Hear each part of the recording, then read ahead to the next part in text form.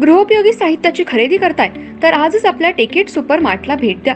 कडधान्य, डाळी, साबण, ब्रँडेड कपडे, शूज, सायकल, कॉस्मेटिक्स हे सर्व मिळण्याचं एकमेव ठिकाण म्हणजेच टेकेट सुपर मार्ट. 5,000चे भरपूर डिस्काउंट. कमीत कमी 4,999च्या खरेदीवर 5 किलोमीटर पर्यंत मोफत घरपोच सेवा. पत्ता पंचवटी चित्रमंदिर जवळ, 332 रोड.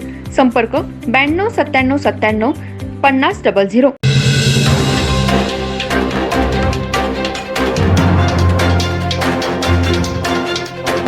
नमस्कार, मी तेजस्विनी मगदूम. एम मराठीमध्ये आपल्या सर्वांचं स्वागत आहे. पाहूया ठळक घडामोडी. बांगलादेशमधील अस्थिर परिस्थितीचा लाभ भारताला होऊ शकतो याचे संकेत मिळताच त्याचा परिणाम शेअर बाजारातही दिसला. भारतातील प्रमुख वस्त्रोद्योग निर्यातदार म्हणून ओळखल्या जाणाऱ्या Gokaldas export, century Enka, Kitex garment, SP apparels कंपन्यांच्या समभागांचं मूल्य मंगळवारी वधारलं. बाजारात अन्यत्र पडझड होत असताना वस्त्रोद्योगाने अपेक्षा उंचावल्यात.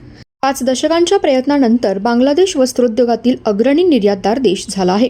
आता तेथील अस्थिर परिस्थितीचा विपरीत परिणाम वस्त्रोद्योगावरही दिसू लागलाय.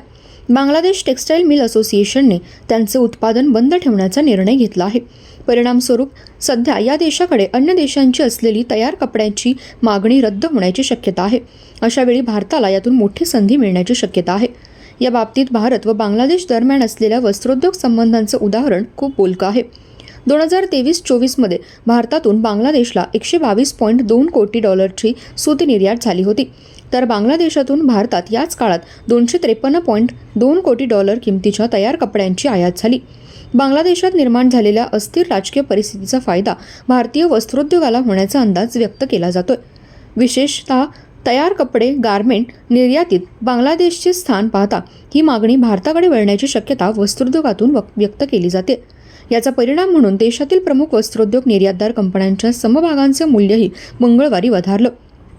इचलकरंजी शहरातील वस्त्रोद्योग निर्यातदार निकुंज बगाडिया म्हणाले, बांगलादेशमधील अस्थिरतेमुळे वस्त्रोद्योगातील 20% व्यवसाय जरी भारताकडे वळू शकला तरी भारतासाठी पर्वणी ठरेल. मात्र एवढ्या मोठ्या प्रमाणात काम आले तर ते पूर्ण करण्याची आपली क्षमता आहे का याचाही विचार होणं गरजेचं आहे. भारतात स्थिर राजकीय स्थिती, कोरोनानंतर वस्त्रोद्योगाला मिळालेली चालना ही आपली पूरक बाजू आहे. भारताने ही संधी गमावू नये, तर powerloom development and export promotion काउन्सिलचे संचालक गजानन होगाडे म्हणाले, सुमारे 400 कोटी रुपयांची मागणी नजीकच्या काळात भारताकडे येण्याचा अंदाज आहे.